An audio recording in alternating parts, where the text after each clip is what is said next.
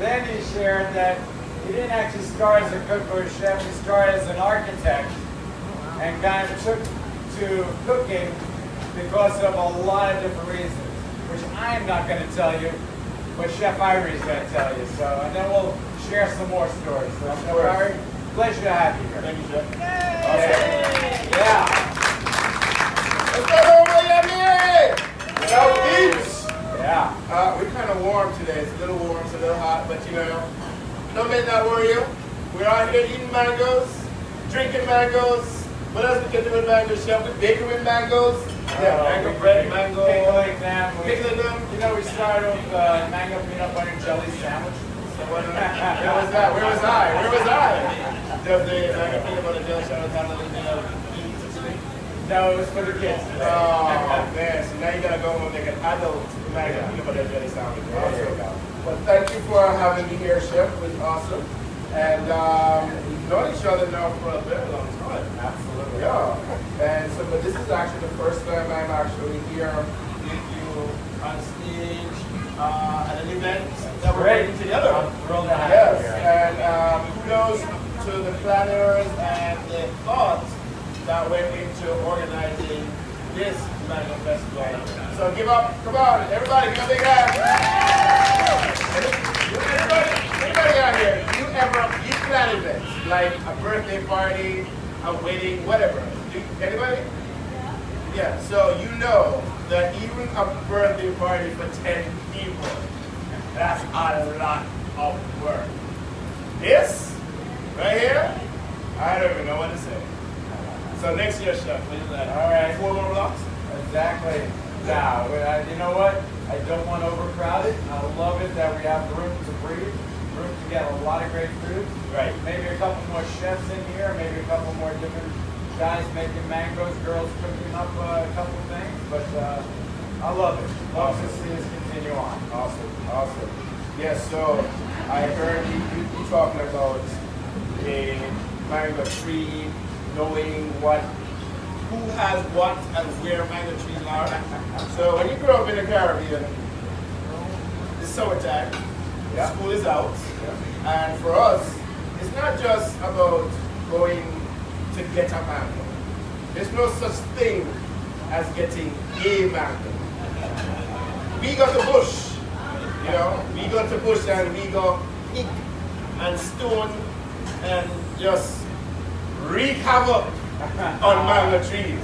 So especially when you're in someone else's domain and it's, you know, you're not supposed to be there, and you're not, all you're doing is looking to see who, and if you don't see nobody, trust me, everything is fair game. So, but the thing that you gotta worry about is not so much the people, but it's what else is in the mango tree. Right. What else? What else is in the mango We tree? ain't talking about that. I know, I hear you. Chef, yeah, trust me, I got stuck. Yeah, Wow. I really did. And trust me, You don't have the mangoes there? yeah, and it's not a nice thing, trust me. I got stung on my ears. Yes, yeah, I remember it like it was yesterday. And why do I remember it? Because unlike any other state, my ears swelled up. Ooh. And it went from here to down here. Oh, wow. Yes. And as a kid, trust me, the ridicule is serious. Sure. Yes. So, mangoes, I remember I came to one of the mango conference at Fairchild. Yeah. And one of the things that amazed me, even coming from the Caribbean, where mangoes are plentiful. We have lots of varieties of mangoes in Jamaica, lots of varieties of mangoes in the Caribbean. But sitting there, looking at people telling me that there were, over 900 varieties of mango in the world. Yeah. I'm like, when can we sit down and try them all? Yeah. You know? But it's amazing, and to learn different ways of eating mangoes. Now, back home, this was a nice, really, really, really ripe mango. I see people here in the States, you know, peeling. No, we ain't got time for that. We wash that, or if you ain't got no water, right here, Buff it up. buff it up, yes, and you just eat it. and just peel, and just yeah. And when it is really ripe and you got it, and the juice just run down your hand, and you just like, whatever. You know what? Next year, we're going to have a chef's contest if we can peel a mango fastest. Ooh. Without a knife. Without a knife? Without a knife. Yeah, look here. I'm ready, chef. I'm ready. All right. All right. Got some competition, you know. That's all right, chef. All right. Good competition is always That's good. good. Yes. We love that. Yes. So, what I'm doing today is a dish made with barley. Well, barley is not necessary, but no, it's not a Caribbean thing. But as we, as chefs,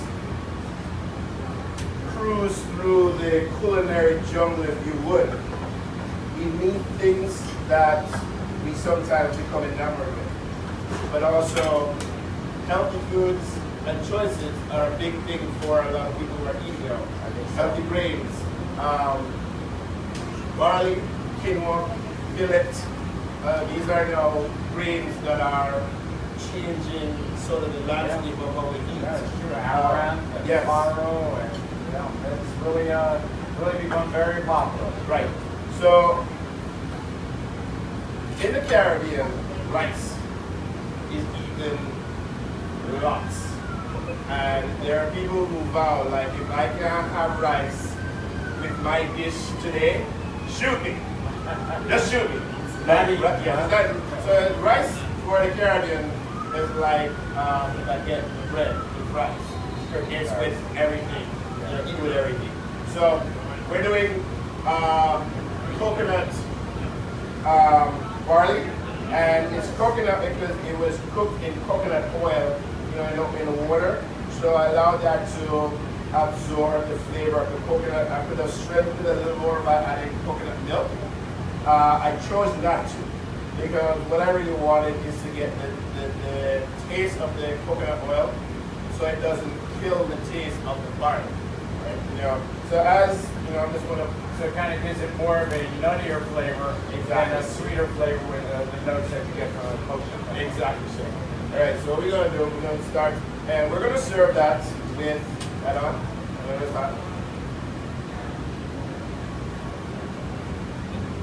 So we got codfish, nice, bacalao, as my almost second language, which I speak none of.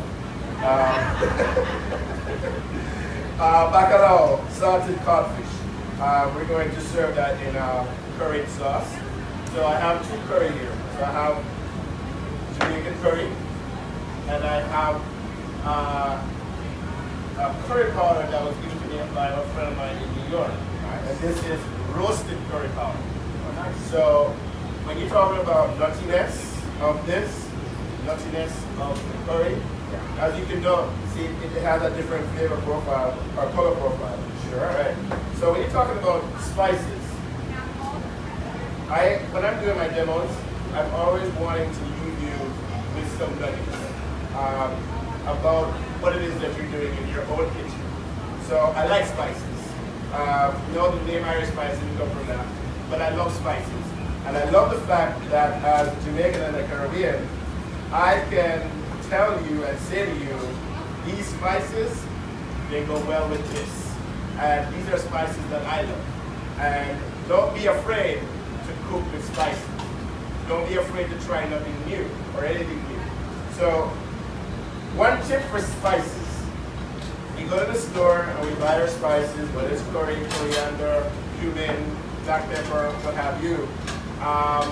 We oftentimes buy them in plastic, whatever, or glass, and then we take them home, and 6 months later, a year later, they're still in your fridge or your pantry.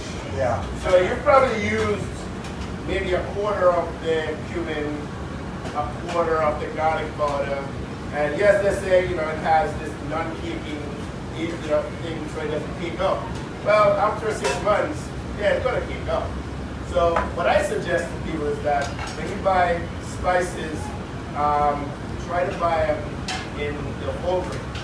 Coriander, seeds, cumin seeds, black pepper. Buy them in glass containers. get yourself a $20, $25 spice grinder. So instead of opening up this curry spice or this big bottle of cumin seed or cumin powder, you take a little bit of the coriander seed, a little bit of the cumin seed, or however you want to mix that spice, grind it up, and that's what you get to use.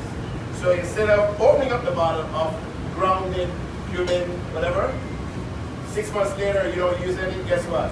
That's something that's gone to waste, right? So that's that tip. Always keep your spices away from the direct light, in the cupboard, in your pantry. Keep them cool so that they last you a little bit longer, all right? So all right, we got some garlic, we got some ginger, and I need, what I need? I need some onions. All right. So, Gotta have an onion. gotta have an onion. Yeah. So I hear there's a thing on Facebook for amateurs, people who know nothing about cooking, and the challenge was, peel an onion. And chef, it was disturbing. So yeah, it's kind of like looking at young folks that are younger than 16, learning how to operate a touch, the rotary telephone. They're looking at it like, well, how do you operate this thing? Well, it's quite simple. No, it's not. So the things you take for granted, yes. My grandmother used to say, let me chop an onion and then I'll figure out what I'm going to make for dinner. Because onion went into everything. It didn't matter. It had to have onion. Then it had chicken or it had fish or it had pasta or whatever it was. But it was always that onion first. That would be all of them. Now you two can learn how to saute at home. Trust me, you can. And you don't need any heat. You just need a nice pan like this. And you need a slice of bread. Wonder bread. Trust me, it works. So you get a pan, just like this. You put a slice of bread. Get a pan that's manageable. This is a little bit too big for some people. And basically, all you're doing is all of the wrist, bread, and learn how to flip the bread from one side to the next. Really easy. Good idea. So, and just practice that, and then you can come back, and so they call this jumping in the pan. Saute, jumping in the pan. Awesome. Now, that was sugar. Now, I did say I practice architecture, and one of the questions often asked by a lot of people, it does shake. Shake, shake, shake. Shake, shake, shake. Shake your book. I'm sorry. I digress. Is how do you make the transition from architecture to cooking? Well, That's a good question. yeah, it's a good question. It's like, okay, you want me to tell you it? Yeah. So, if you ever sat in a room, and listened to chefs speak, Give it all. Give it your all. give it your all. Listen to chefs speak, and then go in another room and listen to an architect speak. It's almost like you're listening to the same person, because we describe the thing that we're building the same way. The only thing that I just can't eat a physical building. So I'm not going to be walking in the room and licking the bed, licking the wall, this, that. But we're talking about textures. We're talking about how it looks. We're talking about how you feel in a space. We're talking about how you feel when you see the dish plated before you. And some people are like, man, I just can't eat it, and then you taste it and you're like, it gives me life. That's a new thing. This dish gives me life, yes. So we use the same vernacular. Right. You like this? Anybody? Nobody? Right, you like it's spicy? You like spicy? Yeah, my man, you like spicy? Yeah, I like spicy. All right, Scotch bonnet. So the first time I came here to the store, and I was in the supermarket, and I saw the guys that in the produce, they were wearing gloves, and as they were putting the peppers out. And for the life of me, I couldn't understand why. It's like, yeah, boss, it's hot. I'm like, yeah, it's hot if you cut into it. Right. So we're using everything today. So the seeds, the skin, and I'm using one. Yeah, there you go. No mercy. No mercy.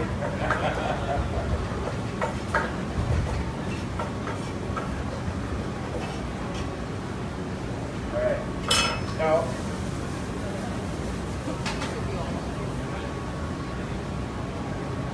the other quinoa or barley. It would work with quinoa too. Yes, it will work in quinoa. And millet is a very sensitive grain. It cooks very quickly, and past a certain point, it will break down.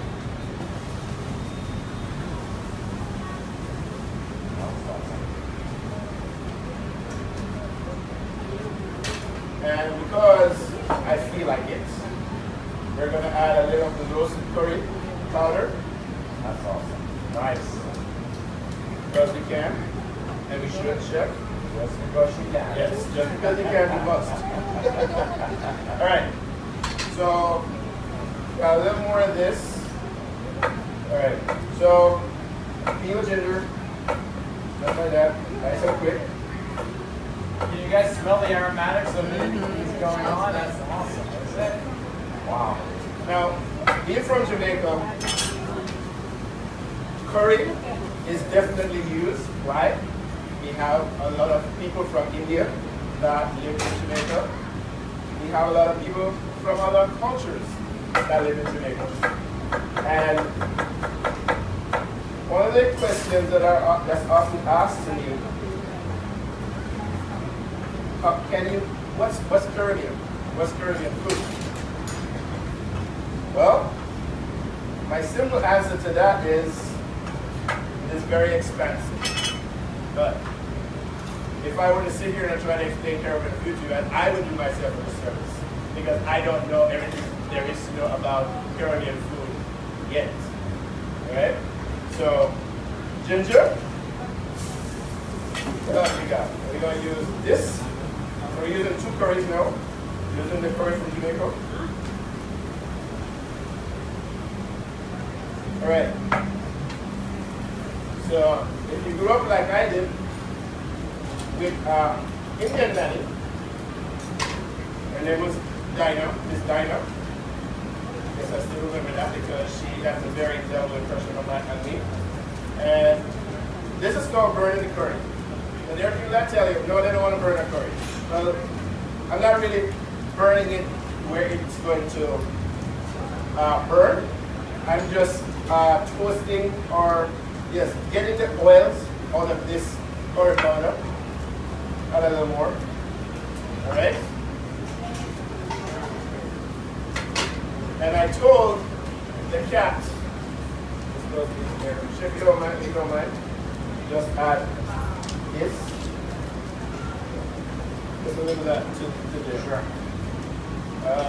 Curry. So we got our codfish,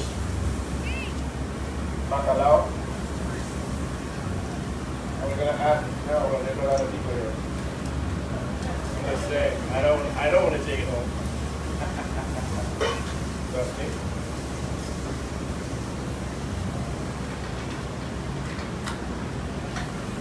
Got lemon, there are more onions. Did I use up all the onions? Let me get right here. Yeah, there you go. A little red one. Yeah, red one is good. Ooh, I like that color. Thank you, Jeff.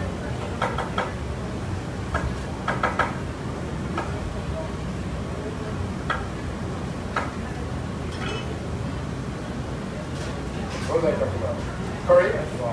Yeah, talk about curries. Yeah.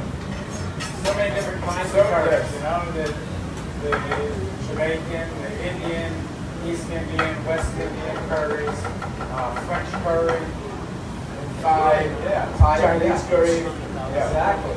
But in the Caribbean, we differentiate our curries from island to island.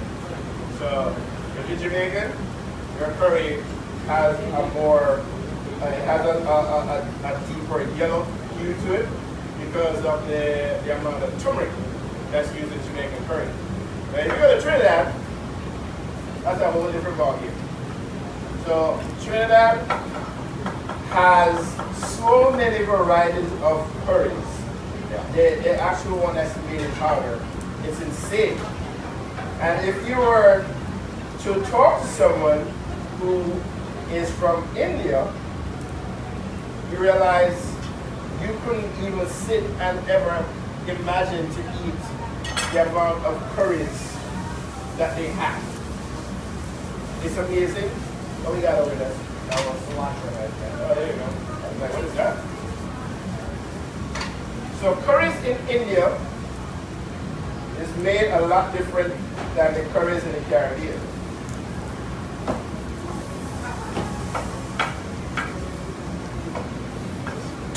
So if you've been to an Indian restaurant and you're doing your murd or your biryani, all those curry dishes, those curries are made from scratch, and they are made infusing just different spices, onions, tomatoes, cilantro, and they make the curry from scratch before they actually add anything to it.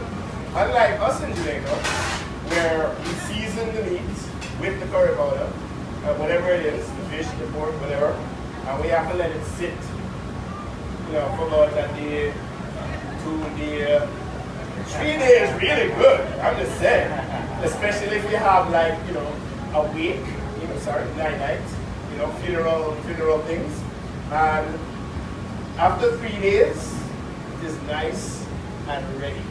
Yes. So we just do things a lot differently. Yes, a little more scotch butter. So, but this time, just a little bit less. I think you're gonna light up Miami with this. I'm gonna live it like my fight, yeah. I love it. All right, balance. We got scotch bonnet in here.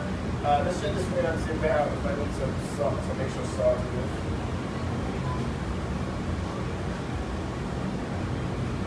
What's up, that? Balance, cooking with balance. Heat, some heat. I got sweetness, and I got acid, right? So I tasted this earlier. It was given to me by the guy that shared the booth next to me from Food Council, Real Food Council. And I just tasted it and I said, yo, bro, I'm going to use this in a demo. I've never tasted it before, but to me, in my head, what I'm doing and what I'm preparing, I realized that there's something else that I needed to tie this whole dish together. Sweetness, tartness, salty, and acid. If you're cooking and you've added all those things, and you're like, it's missing something. What do most people reach for when they say it's missing something? Salt. Reach for salt. Well, I see a lot of melanated people here. Black people, that's me, that's us. From the Caribbean, we're Africans. We need to learn how to use less sodium. We have to. It's something that is killing our race. It's something that's killing everybody else. We oversalt things, okay? So I use a little bit of salt in here, and there's still some residual amount of salt in the bacalao. Now, in the Caribbean, we like to taste a little bit of the salty in the saltfish, yes. But because salting the fish was a way to preserve it, the natural way to get rid of the salt is to soak it in water. And if you're doing it the Italian way, you're soaking it, throwing it away. You soak it again, throw that away. You may soak it again, and you throw that away. And then you cook it, and then, so that removes like almost all the salt, because what you just really after is the wholesomeness of the fish that was being preserved with all the salt. So that's what we do. Stew peas, Anybody here likes cookies? Yeah? Anybody here eat pork? Yeah? But you said no? You don't eat pork? Why not?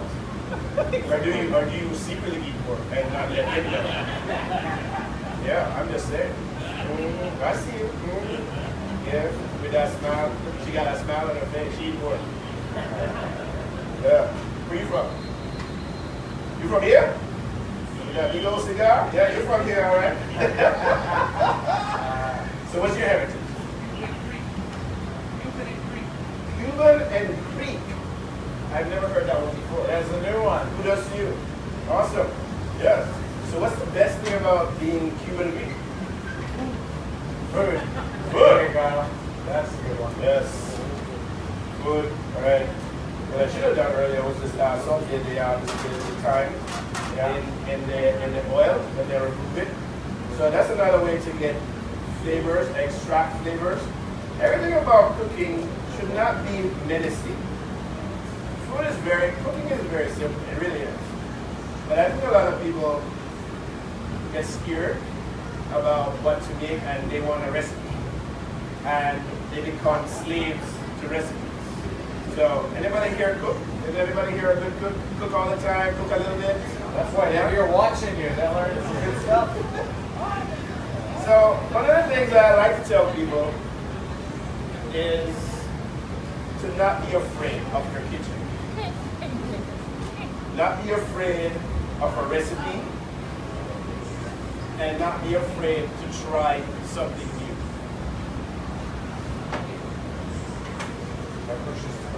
Yes. So you can start plate that up a little bit. Yeah, let's start plate that up. And just do this. Write that up.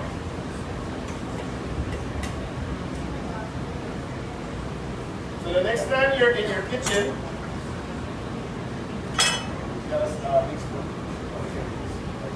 the next time you're in your kitchen, and I'm adding some more. This is a mango jam, so it has some sweetness to it.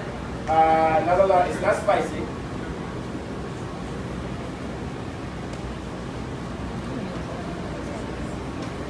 I'm going to use some of this as well. A recipe, as we know it, as you know it, as you will come to know, is a guide. Use that recipe once, twice, 3 times, master it. Master that recipe. You know it, you kill it, you know it dead. So the next time you invite Jimmy and Johnny and Sissy and Mary over and you're having that nice big family reunion or whatever it is, and you go for that recipe, and you say, boy, I love this recipe. I want you to take that recipe and make it your own.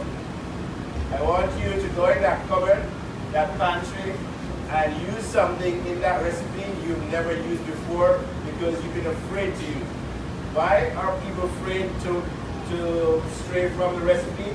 Because they're unsure of what it would taste like. So if you can come up with something totally new, that's a boom dish by just trying something new, I implore you to do that.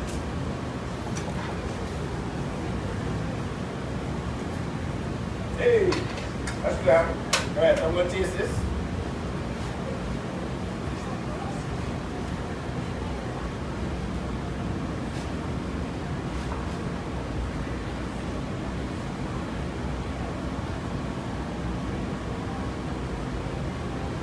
Lime, sorry, if I was, a perfect Spanish-speaking person, Limon, yes. But you learn a lot when you live here in South Florida. But I will never, ever deny my Caribbean culture, so my limes. Yes, Chef, I think we're ready to put some stuff. And we're going to clean up a little bit. That goes in there, that goes in there. Boom, boom, boom. Garbage. Wow. So,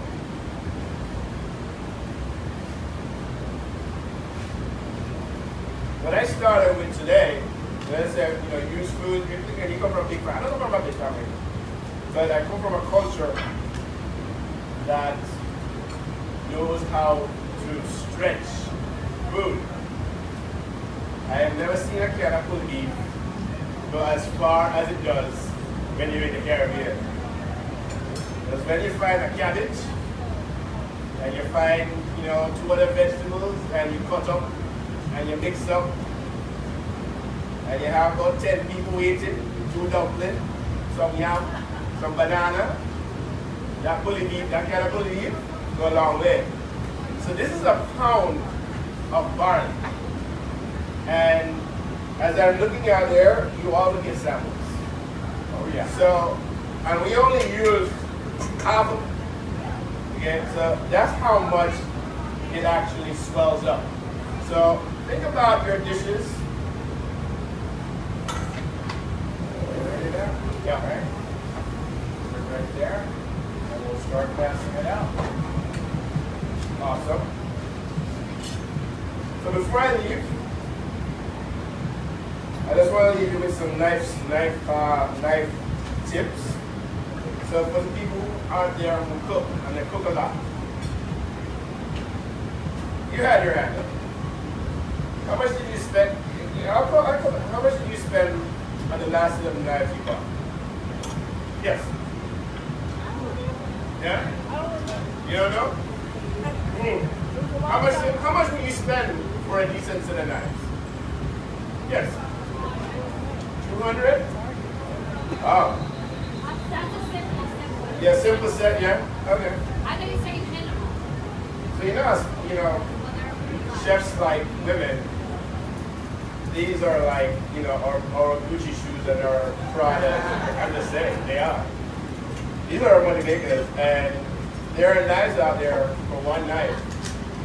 $5,000 for a knife. But I'm not telling you to go out and spend $5,000 for a knife. I'm telling you to go out and spend minimum amount of money on a decent set. You only need 4. You only need 4. You need an 8-inch. You need a steel. You need a paring knife, small, and probably a bread knife, or if you work with fishes a lot, a fish knife. And knives are made, they come to you very sharp. When you get them, they're very sharp. But you need to take care of your knives. If you're going to spend any amount of money, take care of your knives. People often misconstrue this as a sharpener. This is not a sharpener. It's all a steel, and what it does, it allows you to take a knife that's still sharpened and hone the edge of the blade. Now, if this was dull, like I'm doing this and I can't cut, this is not going to help you much.